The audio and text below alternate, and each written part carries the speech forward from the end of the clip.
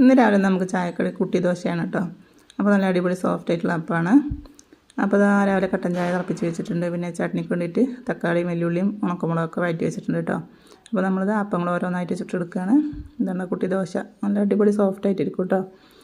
അപ്പോൾ കട്ടൻ ചായ തിളപ്പിച്ചൊരു ഗ്ലാസ് എടുത്ത് ഞാൻ കുടിക്കാൻ വേണ്ടി നിൽക്കട്ടെ. അപ്പോൾ കട്ടൻ ചായ കുടിക്കുകയും ചെയ്യാം, അപ്പം ചൂടുകയും ചെയ്യാം. അപ്പോൾ അതൊക്കെ കഴിഞ്ഞിട്ട് ചട്നി അരച്ചെടുക്കുകയാണ്. ചട്നീൻ്റെ ചമ്മന്തിയാണ് കേട്ടോ. അപ്പോൾ ചമ്മന്തിയൊക്കെ അരച്ച് കടുകൊക്കെ തളിച്ചെടുത്തിട്ടുണ്ട്.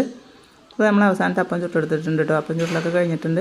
പിന്നെ അത് തറവാട്ടൊക്കെ കുറച്ച് അപ്പം ചട്നിയും കൊണ്ടേ കൊടുക്കുകയാണ് കേട്ടോ.